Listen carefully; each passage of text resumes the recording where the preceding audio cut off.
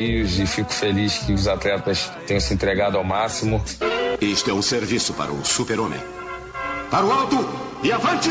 Para o alto e avante! É a quinta vez que eu assumo 5 times na zona de rebaixamento e os 5 times permanecem na Série A. Na ponta da linha.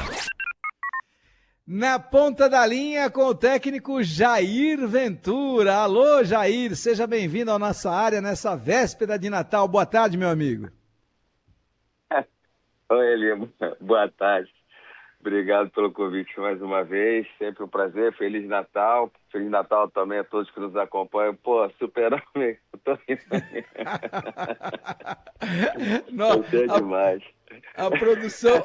Eu pensei o seguinte, o cara assume 5 times e escapa dos 5, precisa ser herói, hein, Jair?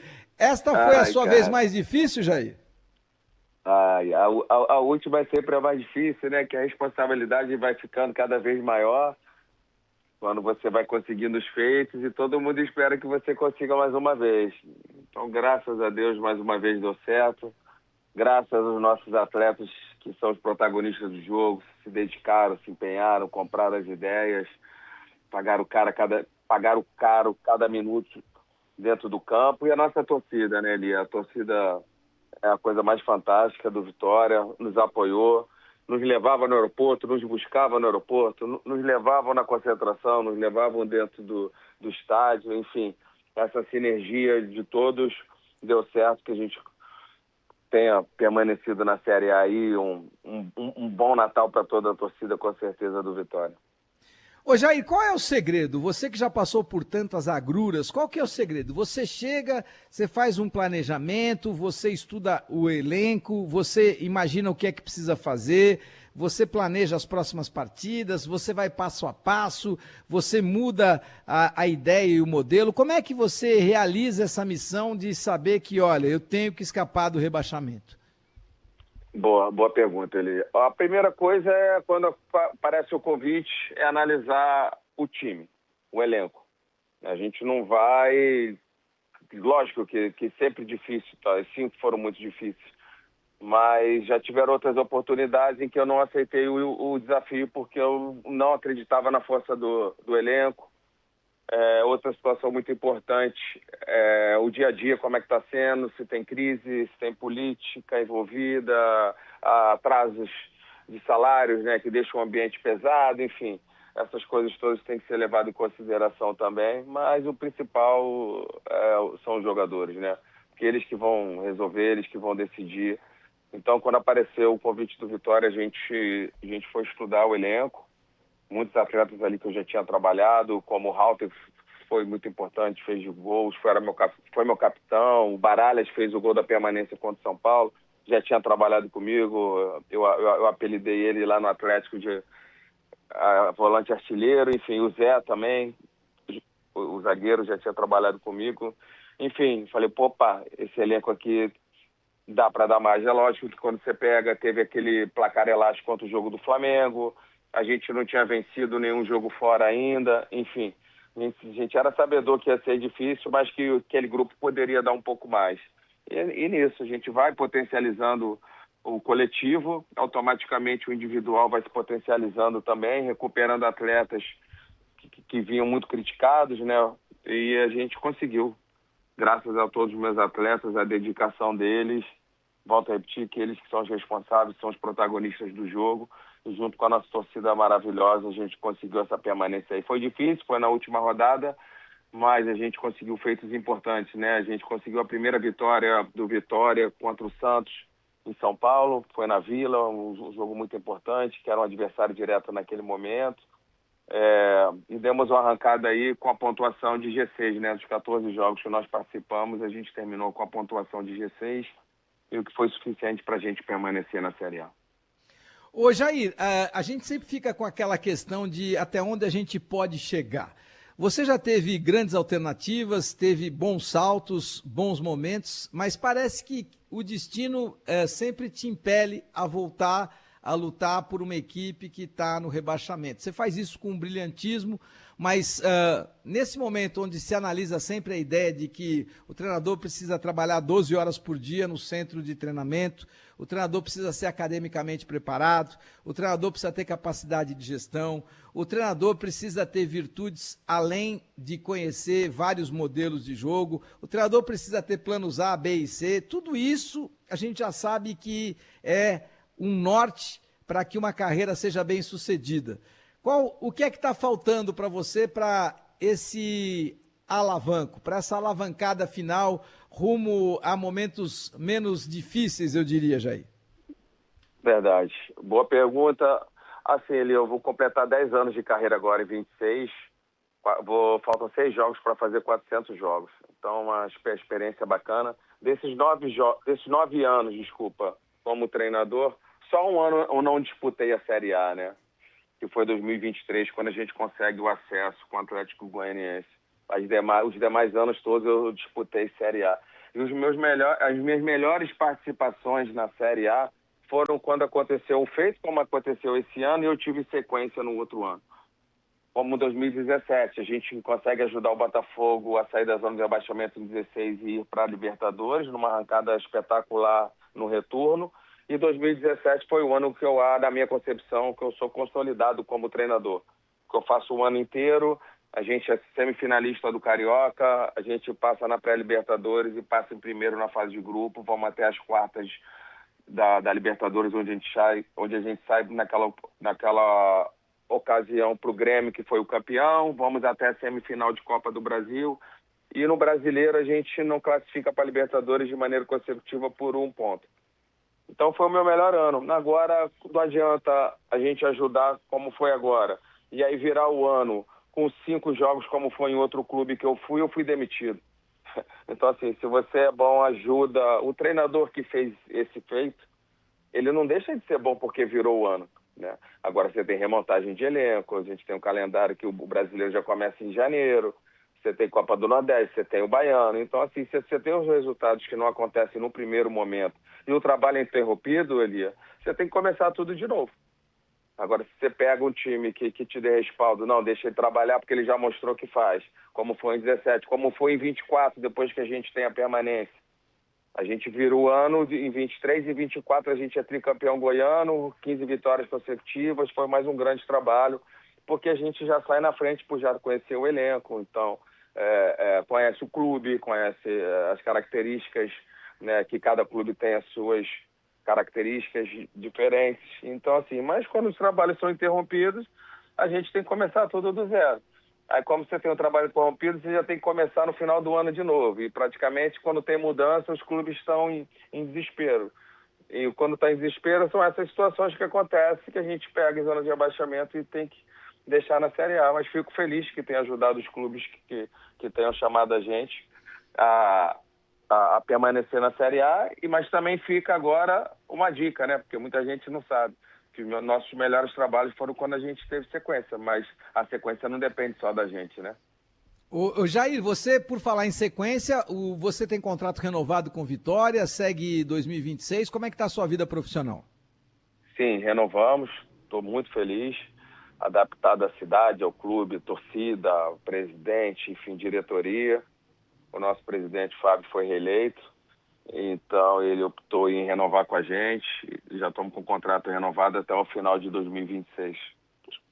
Maravilha, isso é bem tranquilo, porque primeiro dá tranquilidade para poder trabalhar e segundo é uma ideia de que você tem confiança de um lado e a recíproca também é verdadeira. E eu sempre fico me perguntando o seguinte, tem caras que são mais iluminados do que outros e ninguém vai contra a conspiração do universo. O Felipe Luiz é um cara de enorme potencial e eu não tenho a menor dúvida disso, mas o que o universo conspira a favor dele é brincadeira, né? Semifinal, quartas de final de Copa Libertadores, último pênalti, se o jogador do Estudiantes faz o pênalti que é o normal de fazer, o Flamengo estaria fora nas quartas de final da Libertadores, ele já tinha ficado fora da Copa do Brasil, sendo eliminado pelo Cuca na época no Atlético Mineiro, ou seja, ele perderia o emprego no Flamengo naquele momento. Aí ele vai para a semifinal da Libertadores, último lance, o Flamengo está ganhando de 1-0, bola impossível, o Rossi faz uma defesa com o pé inacreditável, ninguém imaginava, a bola já estava dentro do gol, a partida também iria para as penalidades contra times de muito menor orçamento. Ou seja, o que esse futebol apresenta? É o universo que precisa conspirar? É o acadêmico que precisa prevalecer? Tem um componente de sorte importante? O que é que define um cara campeão, vencedor, daquele milionário que vai ganhar 3 milhões por mês, daquele outro que é tão talentoso quanto, trabalha tanto quanto, mas ganha 100 mil, Jair? Olha, eu costumo dizer que a sorte sempre acompanha quem trabalha muito. Não tem jeito, né? A gente trabalha demais para as coisas acontecerem. A gente fala sobre iluminado. Lógico que você tem que estar no lugar certo, na hora certa, né? E com certeza o Felipe já mostrou o seu potencial. Tantos outros já tiveram, né? Ele igualou aí, na verdade, o 2019, da situação do Jesus, ganhou os mesmos títulos. E tão jovem, né? Com certeza com um elenco muito qualificado, mas ele também tem os méritos dele. Então, a nossa vida de treinador, a gente é lembrado por grandes feitos, né? Seja acesso, permanência, títulos. Como você falou, né? Passou ali muito perto algumas eliminações, como também passou muito perto agora o título mundial, né, cara? E eles acabaram perdendo ali 4 pênaltis, né? Muito tempo que a gente não via um time perder 4 pênaltis assim. E quanto mais na qualidade que os jogadores do Flamengo têm, né? Mas com certeza ele fez um ano fantástico, entra aí, se consolida, né, dentro do mercado como um treinador, um cara tão jovem e com certeza vai ter um futuro brilhante. Agora, Jair, eu te pergunto, você é treinador, eu vou definir o meu planejamento. Eu, treinador, eu não vou perguntar para o jogador se ele quer ou não cobrar o pênalti. De acordo com a minha análise, nos últimos 10 treinamentos que eu fiz de cobrança de penalidades, eu tenho a minha planilha, eu tenho o meu scout e eu vou determinar, você cobra em primeiro, você em segundo, você em terceiro. O meu melhor cobrador vai ser o último, desde que nenhum anterior erre, porque se algum anterior errar, ele vai ser o próximo a cobrar. Eu não vou correr o risco de não ter o meu melhor cobrador atuando naquele momento tão importante. Enfim, eu vou determinar, eu não vou perguntar. Eu vi o Felipe Luiz perguntando pro Léo Ortiz se ele queria cobrar, e ele, não vou cobrar nem a pau. Aí, o cara no dia 5 ele não quer receber, e aí ele tá psicologicamente mal. Que história é essa? Como é que se age em relação a isso, ô Jair? Então, cada treinador tem essa metodologia, né? Eu acredito que o melhor cobrador tem que ser o primeiro. Já parte daí. Não tem nada que esperar para ser o quinto, tem que ser o primeiro. O melhor tem que ser o primeiro, que o mais importante é sempre o primeiro, como pode acontecer como aconteceu e não chegar no quinto. Você imagina você perder o seu melhor cobrador. Mas é por isso que eu tenho... Jair, é por isso que eu tenho essa tática. Se o meu melhor cobrador vai ser o quinto, só que se o segundo perder a penalidade, ele passa a ser o terceiro a cobrar, entendeu? Eu nunca vou ficar, eu nunca vou ficar sem o meu melhor cobrador cobrando. Ele vai ser o quinto se todos os 4 anteriores acertarem. Se o número 3 errar, ele é o quarto, entendeu? Sim. Tá, mas eu já prefiro o melhor primeiro. Já abre, já passa confiança, entendeu? Vai ser a probabilidade do melhor perder é muito menor, né? Então, assim, eu gosto já de passar confiança para os demais atletas, porque você já perde o primeiro, o outro já vai, os caras fazem, aí o outro já vai meio assim, fudeu, um já perdeu, não posso errar, já vai botando um peso muito grande. Então, eu gosto que seja o primeiro. E sobre o cara não querer bater e perguntar, isso vai muito de cada um. Já teve, de eu falar, você vai ser o segundo fulano, cara, professor, não estou confortável, perna pesada. Já aconteceu de atletas não pedir, entendeu? Então, isso acontece também, que a câmera pegou, mas na verdade acontece. Mas eu gosto de designar. Você vai ser o primeiro, você vai ser o segundo, você vai ser o terceiro, você vai ser o quarto. Já aconteceu, Eli, do cara falar assim, professor, você me botou em quarto, posso ser o segundo? Vambora, passar confiança também para os caras. E já aconteceu também do cara pediu para não bater e paciência. Mas eu gosto de determinar, mas você não pode impor, né? Não, o cara não tá com confiança. É complicado, tá, cara. É complicado, eu entendo. É complicado. Não é uma situação tranquila, mas eu parto do princípio que eu não vou perguntar. O cara vai ter que vir para mim, eu vou fazer a relação e ele vai ter que vir no meio de todo mundo e dizer, eu não quero bater. Tem que assumir. Não tô confortável para bater. Não tô confortável para bater. Tô com medo de bater. Tem que falar no meio de todo mundo. E eu vou lembrar disso. Jair. Eu vou lembrar disso, Não, eu vou não, lembrar disso na dividida, eu vou acontece. lembrar. Teve um jogo comigo que a gente precisava, foi um pênalti decisivo, assim, eu não vou falar qual time, qual momento, mas vai dar para saber, para buscar. E eu comecei, vai, bate, cara, pô, não quero, não, o outro vai, bate, não quero, acontece, entendeu? E Deus me livre. veio um cobrador improvável e graças a Deus fez o gol e deu certo, acontece. A gente não tem como, o Felipe fez. O outro não quis bater, paciência, vamos pro próximo, entendeu? Então, mas faz parte também. Não, tudo bem, mas eu sempre fico me perguntando se um treinador mais experiente tem mais firmeza para determinar. Como, por exemplo, o Ancelotti, e eu gosto muito dessa história de observar bem e de me informar bem. E é claro, o Ancelotti ele é um cara, os resultados dele falam por si só. Eu não preciso ficar aqui decantando em prosa e verso. Mas academicamente, todas as informações que eu tenho lá da Espanha são: o Xabi Alonso é academicamente mais moderno e mais preparado do que o Ancelotti. Ponto. Não tem discussão sobre isso.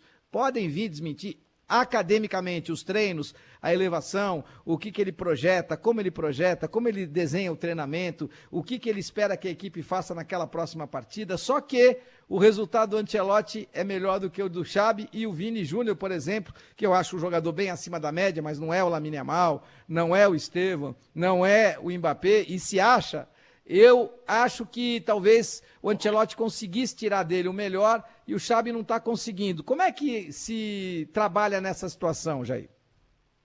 Olha, essa é uma briga antiga, né? O Ancelotti foi um ex-atleta, assim como o Xabi, e tem outros que buscam mais a parte acadêmica, tem outros que tem mais, a gente fala do Filipão, né? A família escolar. Acho que a grande verdade é que existem 1000 maneiras de vencer. Né? Você falou de plano A, plano B, plano C, tem treinadores que têm, é o que eu acredito, e tem treinadores que têm um modelo único e não abrem mão de jeito nenhum, mesmo tendo jogadores sem essa característica. Você sabe que a gente já falou isso algumas vezes, você sabe do que eu estou falando. E não tem certo e errado, cara. E os caras já ganharam com esse sem plano B e C, tem cara que ganha com plano A, B e C, e tem cara que ganha com plano A, e tá tudo certo, tem espaço para tudo. Eu concordo com você, nós temos o Ancelotti aí. Acho que é um dos maiores treinadores do futebol mundial, né? Por tudo que já venceu, pela excelente gestão que tem também. Então a gente está bem servido, espero que ele possa trazer o Hexa pra gente. Agora, sempre tem aquela dúvida, o Neymar vai e demora para fazer a cirurgia, aí faz a cirurgia de artroscopia, que é em tese uma cirurgia mais simples, mas tirou aí quase 2 semanas de férias antes de fazer a cirurgia, poderia ter feito ela antecipadamente, aí vai dar uma pressionada falando: ô Ancelotti, ajuda nós, na tardezinha do Thiaguinho, ou seja, o cara precisa ter o tamanho para dizer: parceiro, aqui você pode falar o que quiser, para ser convocado precisa estar 100%. Infelizmente, nós não tivemos nenhum treinador brasileiro com essa capacidade, Jair? Cara, eu não sei, porque a gente não sabe o que vai acontecer para frente, né? Vamos ver se o Ancelotti vai levá-lo ou não vai. Até agora não levou, né? E pelo jeito não vai levar se ele não tiver 100%. Eu acho que o Neymar é sabedor disso também. Agora, com certeza, se o Neymar tiver 100%, eu acho que o Ancelotti vai levá-lo, porque o Neymar é acima da média e ele bem fisicamente, né, que a gente fala que tecnicamente é um monstro, a gente sabe. Então, com certeza, ele vai estar dentro da Copa se ele estiver apto, né? A gente torce para que ele não tenha nenhuma lesão, esse histórico de lesão que vem atrapalhando esse jogador fantástico que ele é. Agora, ô Jair, e essa questão eterna aí, o treinador brasileiro, pela falta de preparo acadêmico até 2014, isso foi melhorando com o passar do tempo, mas infelizmente o treinador brasileiro abriu muito o flanco, e aí muitos treinadores estrangeiros vieram, mas de repente a gente tem uma final de Copa do Brasil com 2 treinadores brasileiros, a gente tem um campeão brasileiro, um campeão da Libertadores que por acaso é brasileiro. O treinador estrangeiro vai deixar de ser moda no Brasil para 26, ô Jair? Não, eu não vejo como moda, não. Eu vejo como apareceu a gente, os treinadores jovens também, né? Eu já falei isso algumas vezes. Quando apareceram os treinadores jovens, todo mundo falava por causa do 7-1, que os treinadores mais experientes estavam ultrapassados, que tinham que ser só os jovens. E eu sempre bati na tecla: gente, calma, não são todos os jovens que estão prontos e não são todos os experientes que estão ultrapassados. Aí agora veio a situação dos treinadores estrangeiros. Não, Ou você liga para o clube não, eu quero um treinador estrangeiro. Não, você não tem que querer um treinador, você tem que querer um treinador bom. O treinador bom, ele pode ser jovem ou experiente, ele pode ser brasileiro ou estrangeiro, né? É pouco inteligente uma pessoa achar que a outra é melhor por causa da idade ou a outra é melhor por conta da cor do passaporte ou ter nascido em outro lugar. Então, acho que com o passar do tempo, como já está acontecendo, você já falou esse ano, tiveram excelentes treinadores estrangeiros que estão fazendo trabalhos aqui, né? Você tem o Abel como o grande exemplo, 5 anos na frente do Palmeiras, extremamente vencedor, e tem vindo treinadores também que têm ficado 4, 5 jogos e passado no Brasil e ido embora. O que importa é que está ficando os melhores, né? E vem cada hora aparecendo treinadores jovens, e eu, graças a Deus, estou indo para o meu 10º ano e para mais uma Série A, graças a Deus. Isso não tem preço, né, Jair? Isso não tem preço, porque você saber que 10 tem anos de lugar... trabalho no Brasil não é fácil, não. Em 10 anos de trabalho no Brasil, sempre trabalhando, sempre passando por momentos adversos, e é interessante porque eu sempre digo, o talento é divino, é Deus que dá, tá aí o Neymar que deu a ele um talento em comum, a entrega é de cada um, ou seja, cada um vai poder chegar mais longe de acordo com o seu talento, mas fundamentalmente de acordo com a sua entrega. Mas a experiência, essa só vem com o tempo. Não tem escape não, Jair. Essa é uma experiência que o tempo te dá. Erros que você cometeu com 1 ano, 2 de carreira, com certeza você não comete com 10, não? Elia, eu vou te falar. A gente olha para trás, eu falo assim, que evolução como treinador que eu tive, cara, todos esses anos. Não estou falando nem do meu primeiro trabalho do Botafogo, não. Estou falando de agora, do início do Vitória para o final. Né, do primeiro jogo da minha estreia no Barradão para agora para o último com a vitória contra o São Paulo, cara. Que evolução que a gente vê a cada trabalho, a cada clube que a gente passa, a cada elenco, a cada torcida. Enfim, a gente aprende a todo momento. Eu faço treinos hoje, eu tenho ideias hoje, insights que eu nunca pensei em ter há 5, 6 meses, 1 ano atrás, o que dirá há 9 anos quando eu comecei minha carreira. Então essa evolução é muito importante, o aprendizado é muito importante. E com certeza hoje eu sou um treinador absurdamente melhor do que o cara que há 10 anos atrás iniciou naquele Botafogo de 2016. Não temos dúvida nenhuma disso. Jair, que você tenha uma linda e bela noite de Natal, que você possa estar com a sua família, com as pessoas mais importantes, com muita paz, com muita luz, com muita energia, que 2026 te encontre saudável e, acima de tudo, qualificado para poder seguir nessa enorme missão de comandar não só o Vitória, mas grandes equipes do futebol brasileiro. Tudo de bom e muito obrigado por mais essa, viu, Jair? Obrigado, Elia. Obrigado. Feliz Natal para você, toda a família também, para todos que nos acompanharam. Um feliz 2026 com muita saúde, paz e realizações para todos. Obrigado pelo convite mais uma vez. Beijo no coração.